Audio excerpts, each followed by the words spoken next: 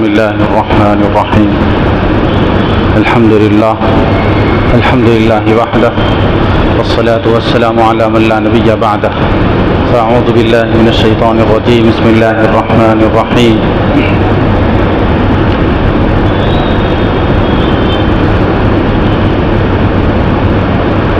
يا أيها الذين آمنوا لا تتخذوا آباءكم وإخوانكم أولياء إن استحبوا الكفر على الإيمان ومن يتولهم منكم فأولئك هم الظالمون.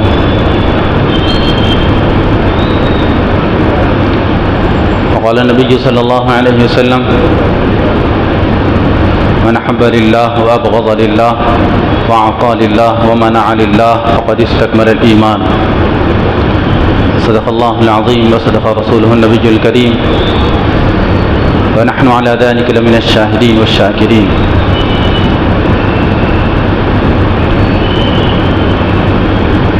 برادران اسلام، محترم سامعین، عزیزان گرامی، ہم اور آپ اللہ کے بندے ہیں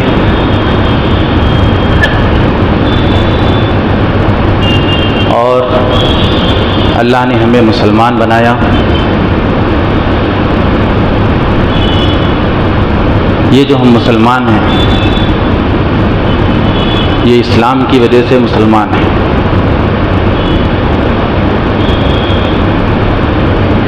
اللہ تعالیٰ نے ہمیں مومن بنایا. یہ جو مومن ہے یہ ایمان کی وجہ سے مومن ہے. یہ اللہ کا بڑا احسان ہے کہ اللہ نے ہم کو اسلام جیسی عظیم نعمت عطا فرمائے. ایمان جیسی وقیع نعمت اللہ نے ہم کو نوازی ہے. اسلام سے مسلم ہے، ایمان سے مومن ہے. اسلام نہیں ہے تو پھر غیر مسلم ہے، ایمان نہیں ہے تو پھر غیر مومن ہے.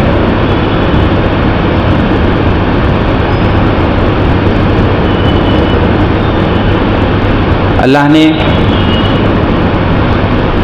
یہ جو اسلام دیا ہے یہ ایک اللہ کا قانون ہے.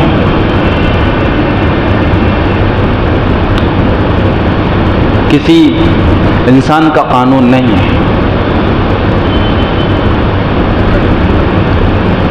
یہ اللہ کا قانون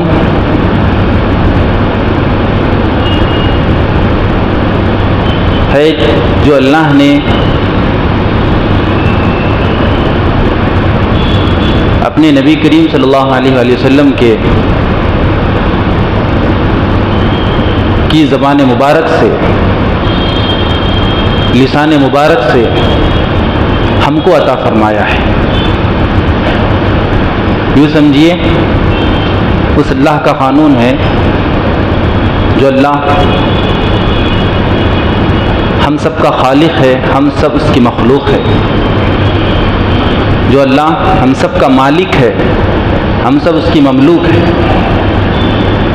جو اللہ ہم سب کا حاکم ہے، ہم سب اس کے محکوم ہیں. جو اللہ ہم سب کا رازق ہے، ہم سب اس کے مرزوق ہے. وہ دینے والا ہے، رزق دینے والا اللہ ہے. اس نے ہمیں رزق دیا ہے، ہم اس کے مرزوق ہیں. مالک وہ ہے، ہم اس کے غلام ہیں. حاکم وہ ہے، اصل حکومت اس کی ہے، ہم اس کے ملک میں ہیں.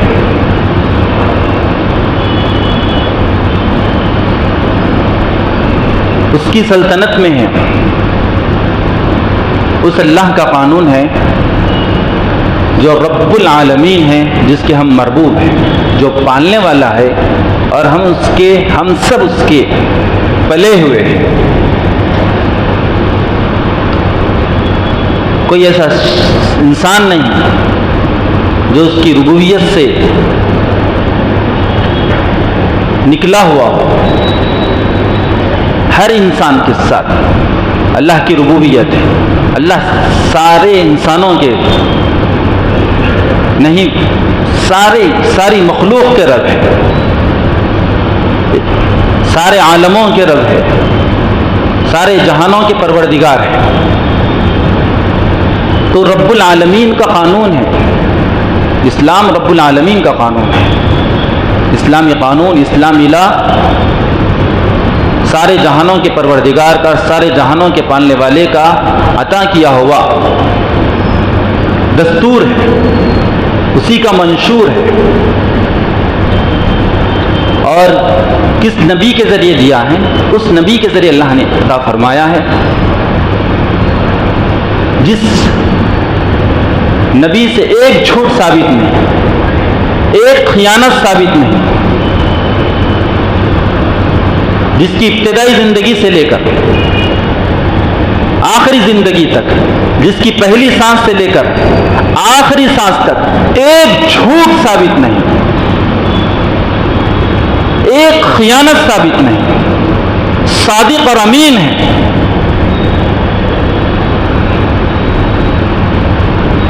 جس نبی کو اللہ نے رحمت للعالمین کہا، سارے جہانوں کے لیے رحمت، جس نبی کو اللہ نے وَإِنَّكَ لَعَلَىٰ خُلُقٍ عَظِيمٍ کہا، آپ عظیم اخلاق پر فائز ہے، عظیم ترین اخلاق پر، جس نبی کے اخلاق کی تعریف اللہ نے قرآن میں کی ہے، وَإِنَّكَ لَعَلَىٰ خُلُقٍ عَظِيمٍ، جس نبی کے اخلاق کو نمونہ بنانے کے لیے، جس نبی کے اخلاق کو آئیڈیل بنانے کے لیے اللہ نے قرآن میں فرمایا لقد کان لکم فی رسول اللہ اسوۃ حسنہ، تمہارے لیے رسول اللہ میں اسوہ حسنہ ہے۔ اس نبی کی زبان مبارک سے، اس نبی کی لسان مبارک سے اللہ نے ہم کو یہ اسلامی لا، اسلامی قانون عطا فرمایا ہے، رب العالمین کا قانون ہے، رحمت للعالمین کی رحمت والی زبان سے، سچی زبان سے اللہ نے دنیا کو یہ بہترین دستور، یہ بہترین قانون عطا فرمایا ہے۔ اور کس کتاب میں؟ اس کتاب میں جو کتاب ہدی للعالمین ہے، سارے عالموں کے لیے ہدایت ہے، جس کتاب کے اندر ایک برائی نہیں، جس کتاب کے اندر ایک شک کی بات نہیں، ایک شک کی بات نہیں، ذالک الکتاب لا ریب فیہ، جس کتاب میں صرف اور صرف نیکی کا حکم دیا گیا ہے، جس کتاب میں صرف اور صرف برائی سے روکا گیا ہے،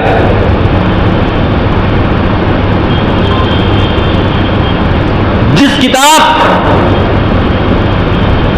کو ساری دنیا کے لیے چیلنج بنایا گیا ہے، سارے لوگوں کے لیے چیلنج بنایا گیا کہ اس جیسی 10 صورتیں لا لو، فَأْتُوا بِعَشْرِ سُوَرٍ مِثْلِهِ، اور ایک جگہ فرمایا فَأْتُوا بِسُورَةٍ مِثْلِهِ، اس جیسی ایک صورت لا لو، بلکہ آگے یہ فرمایا لَئِنِ اجْتَمَعَتِ الْجِنُّ وَالْإِنسُ عَلَىٰ أَن يَأْتُوا بِمِثْلِ هَٰذَا الْقُرْآنِ لَا يَأْتُونَ بِمِثْلِهِ وَلَوْ كَانَ بَعْضُهُمْ لِبَعْضٍ ظَهِيرًا، اگر پورے انسان اور پورے جنات جمع ہو جائے اس جیسا قرآن لانے پر اور سب ایک دوسرے کی مدد کرنے لگ جائیں تب بھی نہیں لا سکتے،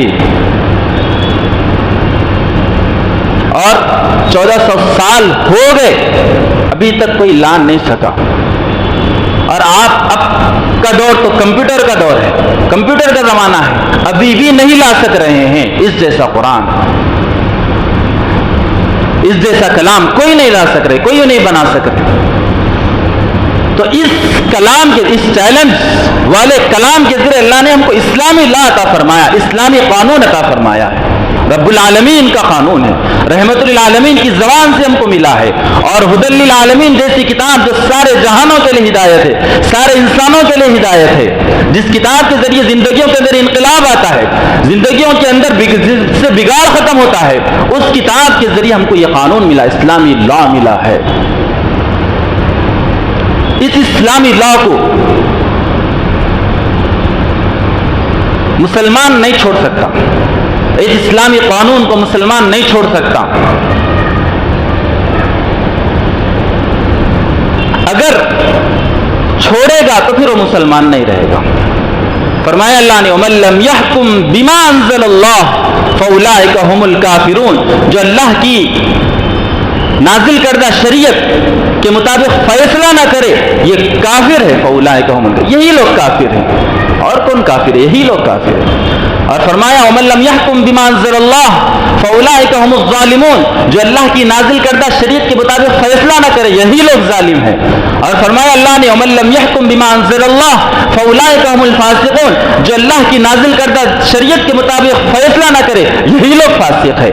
کہیں فرمایا کافر، کہیں فرمایا ظالم، کہیں فرمایا فاسق، اور فرمایا اللہ نے سورہ توبہ میں یا ایھا الذین آمنوا لا تتخذوا آباءکم واخوانکم اولیاء ان استحبوا الکفر علی الایمان ومن یتولہم منکم فاولئک هم الظالمون۔ اے ایمان والو، اگر اسلامی لا کے خلاف، اسلامی قانون کے خلاف اگر تمہارے باپ بھی بولے تم کو، اگر تمہارے دادا بھی تمہیں بولے، اگر تمہاری والدہ بھی تمہیں بولے، اگر تمہاری نانی بھی تمہیں بولے، جی تمہارے بھائی تمہیں بولے، تمہارے دوست بھی تمہیں بولے، اگر وہ کفر کو ایمان پر پسند کرنے لگے، اگر وہ بے ایمانی کو ایمان پر پسند کرنے لگے، وہ اگر غیر اللہ کے قانون کو اللہ کے قانون پر اللہ کے قانون پر ترجیح دینے لگے، تو تم اپنے ماں باپ کو، جن ماں باپ کہ اللہ نے خدمت کرنے کا حکم دیا، جن ماں باپ کی اللہ نے اطاعت کرنے کا حکم دیا، جن ماں باپ کو اللہ نے اف تک نہیں کہنے کے لیے کہا،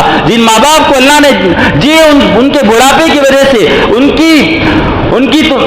کی بڑھاپے کی وجہ سے ان کی زبان میں تیزی آنے کے باوجود ان کو نہیں جھڑکنے کے لیے کہا ولا تنہرہما۔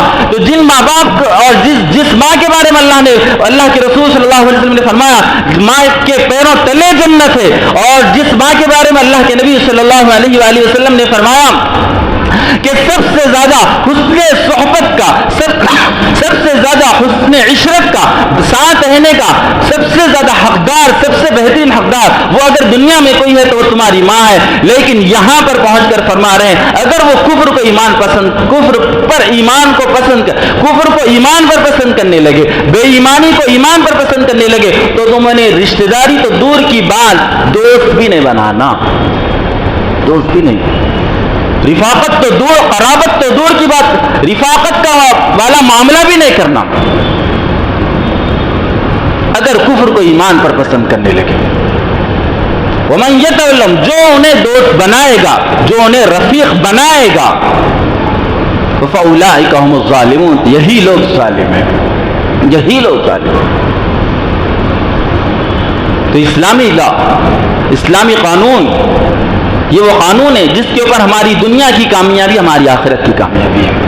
ہماری دو زندگیاں ہیں، ایک موت سے پہلے کی زندگی، موت کے بعد کی زندگی۔ ہم کو دونوں زندگیوں کا سوچنا ہے، موت سے پہلے والی زندگی کا بھی اور موت کے بعد والی زندگی کا۔ موت سے پہلے والی زندگی چند روزہ ہے، موت کے بعد والی زندگی ہمیشہ کی زندگی ہے۔ جیسا ہم کو یہاں کی چند روزہ زندگی کا سوچنا ہے، وہاں کی ہمیشہ کی زندگی کا بھی سوچنا ہے۔ اگر ہم وہاں کی زندگی کا نہیں سوچیں گے، وہاں کی زندگی کا نہیں سوچیں گے، تو پھر ہمیشہ کے لیے دوزخ میں چلے جائیں، ہمیشہ کے لیے جہنم میں چلے جائیں گے، کافر ٹھہریں گے، ظالم ٹھہریں گے، فاسق ٹھہریں گے، باغی ٹھہریں گے، اللہ کے باغی یہ کہلائے جائیں گے۔ ایک ہے اللہ کے قانون کو نہیں ماننا، یہ ہے بغاوت اللہ سے، اور ایک ہے ماننا لیکن عمل نہیں کرنا، یہ ہے مجرم، قانونی مجرم، قانونی مجرم ہے۔ اگر بغاوت کریں گے تو پھر بغاوت کی سزا یہ ہے کہ صفحہ ہستی سے مٹا دیا جائے، بغاوت کی سزا یہ ہے کہ اسے نیست و نابود کر دیا جائے، یہی بغاوت کی سزا ہے۔ یہ ہے اسلامی قانون، یہ ہے اسلامی لا، ہم چھوڑ نہیں سکتے اسلامی قانون۔ ہم یہ اسلامی لا پہلے ہم اپنے اوپر نافذ کریں، اپنے اوپر نافذ کریں کہ ہم اپنی زندگی میں جب بھی فیصلہ کرنے کا موقع ہے، جب بھی فیصلہ کرنے کا وقت آئے تو اسلامی قانون کے مطابق فیصلہ کریں، اپنے گھروں میں اسلامی لا، اسلامی قانون کے مطابق فیصلہ کریں، اپنے رشتہ داروں میں، اپنے خاندانوں میں اسلامی لا، اسلامی قانون کے مطابق فیصلہ کریں، اپنے اسکولوں میں، اپنے مدرسوں میں، اپنے کالجوں میں، اپنے یونیورسٹیوں میں، اپنے بستیوں میں، اپنے گلیوں میں اسلامی لا، اسلامی قانون کے مطابق ہم فیصلہ کریں، ہم فیصلہ کرنے والے بنیں۔ نہیں کریں گے کافر، ظالم اور فاسق ٹھہریں گے اللہ کی نظر میں۔ اب ہمیں معلوم ہی نہیں اسلامی لا کیا ہے، اسلامی قانون کیا ہے، معلوم نہیں۔ اگر ایسے ہی رہیں گے تو پھر ایک جہالت والی زندگی ہوگی اور ضلالت والی زندگی ہوگی، اور یہی جہالت اور ضلالت ہماری زندگیوں میں ہے، ہمارے گھروں میں ہے جہالت اور ضلالت، یہی جہالت اور ضلالت ہمارے خاندانوں میں ہے، یہی جہالت اور ضلالت ہماری بستیوں میں ہے، یہی جہالت اور ضلالت ہماری گلیوں میں ہے، یہی جہالت اور ضلالت ہمارے اداروں میں ہے۔ ہم واقف نہیں ہے تو واقف ہونا ہے، بے علم ہے تو علم والے بننا ہے، بے خبر ہے تو خبر والے بننا ہے۔ تو اسلامی لا کو پڑھنے کی اور پڑھانے کی ضرورت ہے، سمجھنے کی اور سمجھانے کی ضرورت ہے، تاکہ اس کی اہمیت کا پتہ چلے۔ ہم کو ہی پتہ نہیں، غیروں کو کیا پتہ چلے گا؟ غیروں کے پاس تو کوئی لا نہیں، کوئی قانون نہیں، جو بھی لا ہے، جو بھی قانون ہے، اللہ جانے کیا ہے، اللہ جانے کیسا ہے۔ تو ہم کو اپنا لا پڑھے، ہم اپنا قانون پڑھے، اپنا لا پڑھائیں۔ ہر مدرسہ، ہر اسکول تعلیم گاہ نہیں، ہر گھر تعلیم گاہ ہونا چاہیے، ہر گھر تعلیم کی جگہ ہونا چاہیے۔ صرف مردوں کو حق نہیں ہے تعلیم حاصل کرنے کا، خواتین کو بھی حق ہے تعلیم حاصل کرنے کا۔ ہماری ماؤں کو بھی حق ہے کہ وہ تعلیم حاصل کرے، ان کا حق ہے۔ ہماری بہنوں کو بھی حق ہے کہ تعلیم حاصل کرے، ہماری بیٹیوں کو بھی حق ہے کہ وہ تعلیم حاصل کرے، ہمارے گھر کی خواتین کو بھی حق ہے کہ تعلیم حاصل کرے۔ جیسا ہم اپنے لیے انتظام کرتے ہیں پڑھنے اور پڑھانے کا، سمجھنے اور سمجھانے کا، خواتین کے لیے بھی انتظام کریں، تاکہ وہ بھی واقف ہو اسلامی قانون سے، اسلامی لا سے واقف ہو۔ یہ کامن سول کوڈ، یہ یکساں سول کوڈ، اللہ جانے کیا ہے، ابھی تک تیار نہیں ہوا۔ کیسا تیار ہوگا؟ ابھی تیار نہیں ہوا، اس کو منوانے کی پر زور دیا جا رہا، اس کو ماننے پر جبر کیا جا رہا۔ اور جتنے لا ہے بھارت کے اندر، ہزاروں لا، اس سب کو ختم کیا جا رہا ہے اس لا کے جو ابھی تیار ہی نہیں ہوا، جو اللہ جانے کیا ہے نہیں معلوم، کیسا ہوگا نہیں معلوم۔ سب کے لا ختم، سب کے قانون ختم، بس ایک قانون رہے گا، ایک لا رہے گا۔ کیسا رہے گا؟ کون بنائے گا؟ اب تک جو قوانین بنائے اس میں فائدہ کیا ہوا وہ قوم کو بتلایا جائے۔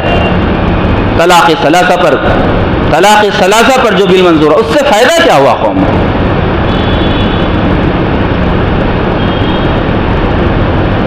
جتنے قوانین بنائے اس سے فائدہ کیا ہوا؟ نقصان تو سب کو پتا ہے، نقصان تو سب کو معلوم، نقصان تو عیاں بیاں ہے، ظاہر و باہر ہے۔ نقصان تو جانیں گئی ہے، عزتیں گئی ہے، مال کا نقصان ہوا، معاش کا نقصان ہوا، جی ایک دوسرے سے بے اعتمادی آئی، جی نفرتیں بڑی، لوگوں کی دشمنیاں بڑی، جو ایک دوسرے پر بھروسہ کرتے تھے بھروسہ ختم ہو گیا ایک دوسرے پر۔ یہ تو نقصان ہو، فائدہ کیا ہوا؟ نوٹ بندی کا فیصلہ، فائدہ کیا ہوا؟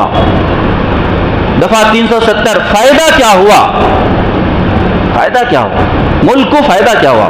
بھارت کو فائدہ کیا ہوا؟ فائدہ بتایا جائے۔